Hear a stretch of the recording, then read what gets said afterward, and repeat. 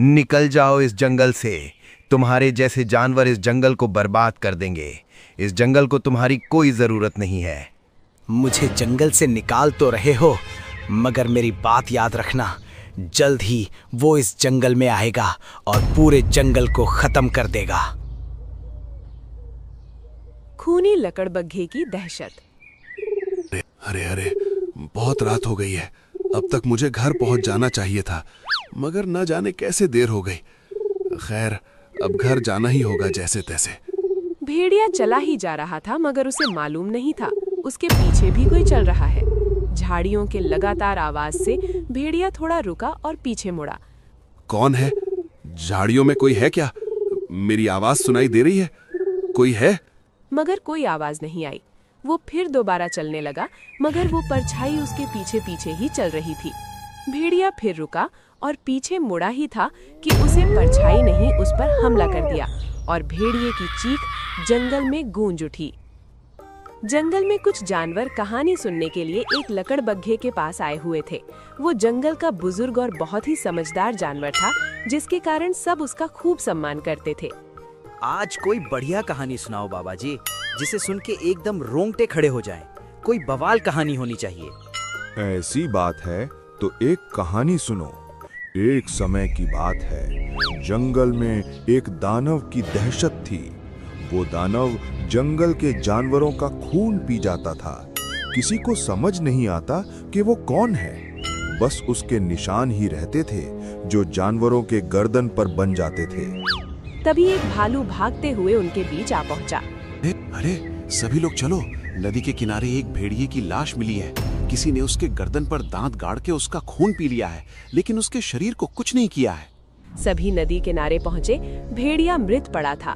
गर्दन पर दांत के निशान थे, शरीर काला पड़ चुका था। उस जगह शेर सिंह भी आ पहुंचा।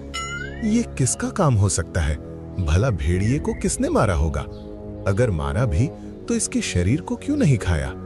शेर सिंह, लगता है किसी शिकारी ने अंधेरे में भेड़िए पर हमला कर दिया होगा, और उसे जब पता चला कि ये भेड़िया है तो शायद उसने उसे खाया नहीं। तुम्हारी बात सही लगती है। हम बेवजह ही शक कर रहे हैं। ये सिर्फ एक घटना है, किसी को डरने की जरूरत नहीं है। सभी बेफिक्र रहिए। सभी जानवर ने शेर सिंह की बात मान ली और अगले दिन एक रात। काफी रात हो गई है, कोई जानवर नजर नहीं आ रहा है। मुझे जल्द घर की तरफ जाना होगा, नहीं तो गड़बड़ हो जाएगी। हाल ही में भेड़िए पर किसी ने हमला किया था। हिरन जल्दी जल्दी चलने लगा, मगर उसके पीछे वही परछाई चल रही थी। हिरन को इसका आभास हो गया था। वो और तेजी से चलने लगा। तभी अचानक सामने से किसी ने उस पर हमला कर दिया और उसकी गूंज जंगल में गूंज उठी। सबने वो आवाज सुनी और अगले दिन। ये क्या हो रहा है? जंगल में दो जानवरों का शिकार किया गया है, मगर दोनों जानवरों को खाया ही नहीं गया, सिर्फ दांत गड़ाए गए हैं। आखिर ये सब कौन कर रहा है? ये सामान्य नहीं है। जिस तरह भेड़िए को मारा गया है, उसी तरह इस हिरन को भी मारा गया है। सभी प्राणियों से निवेदन है कि रात में कोई घर के बाहर ना निकले, अकेले ना घूमे, और कोई अनजान मिले तो मुझे बताएं। शेर सिंह के कहने पर सभी जानवर रात में घर में रहने लगे। बहुत कम जानवर ही घर से बाहर निकलते, जिसके कारण कोई ना कोई जानवर उस परछाई का शिकार हो रहा था, जिससे शेर सिंह बुरी तरह परेशान हो गया था। लोमड़ी, आज रात हम नजर रखेंगे। आखिर कौन जानवर है जो हमला कर रहा है? मुझे आज उसे देखना ही है। वो कौन है? आज रात तुम तैयार रहना। दोनों जंगल में एक झाड़ी में दुबके हुए थे। शेर सिंह बहुत डरा हुआ था, वहीं लोमड़ी सतर्क थी। राम राम राम। लोमड़ी, एक बार फिर सोच लो। यहाँ आने का कोई मतलब नहीं बनता। ये काम हम किसी और जानवर से करा लेंगे। अभी के लिए यहाँ से चलते हैं।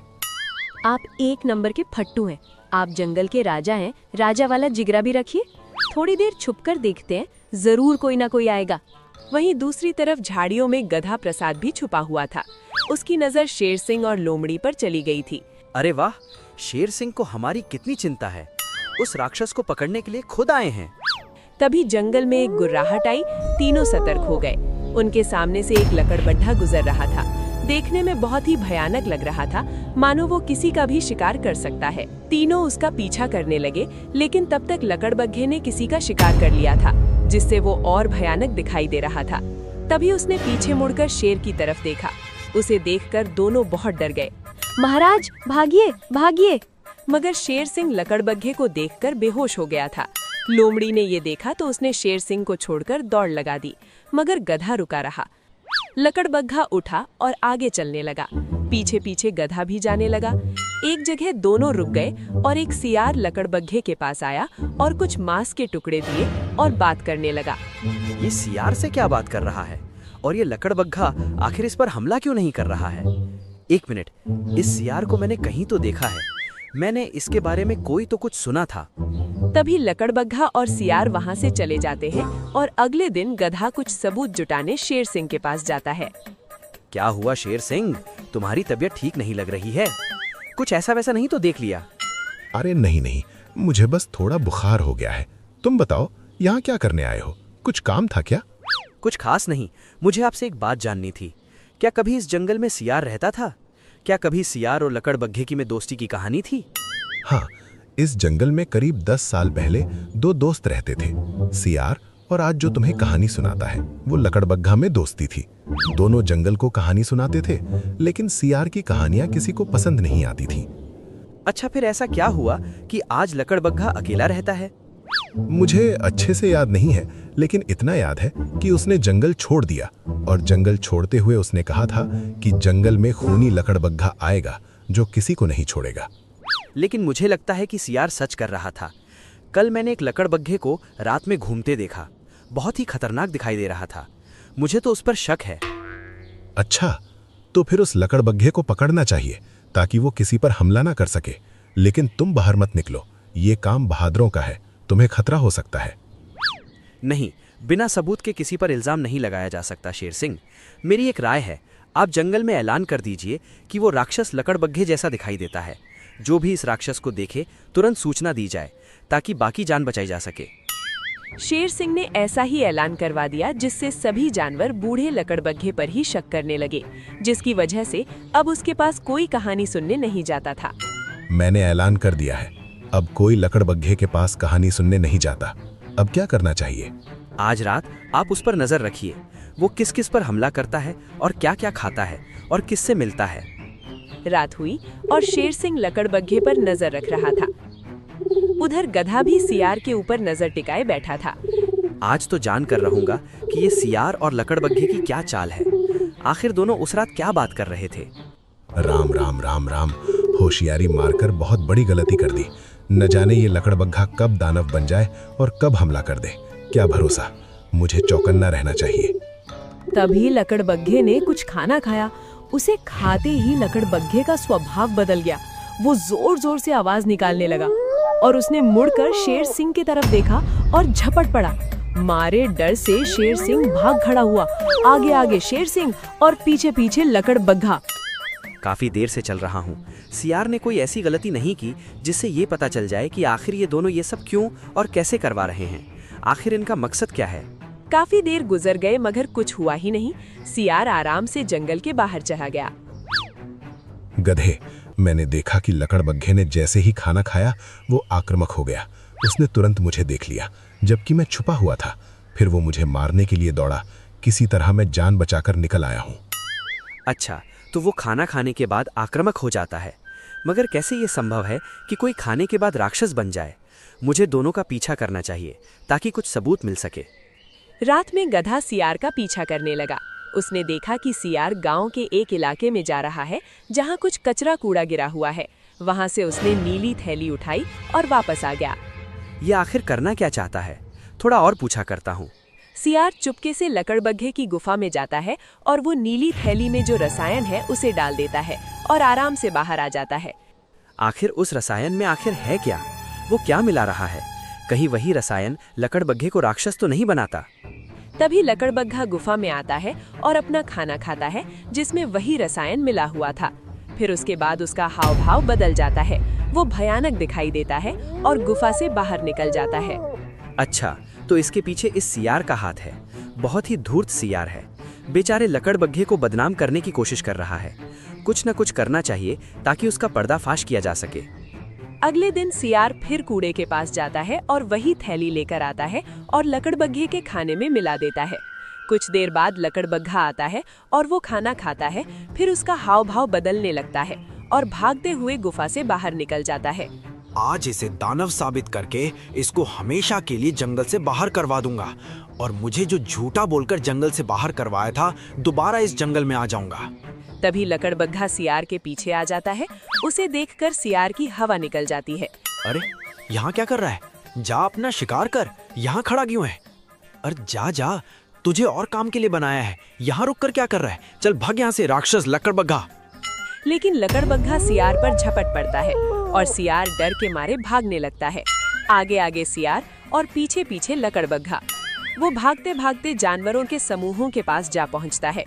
दोस्तों मेरी जान बचाओ, राक्षस लकड़बग्घा मेरे पीछे पड़ा हुआ है, वो मुझे मारना चाहता है। दोस्तों मुझे बचाओ। क्या बकवास कर रहे हो?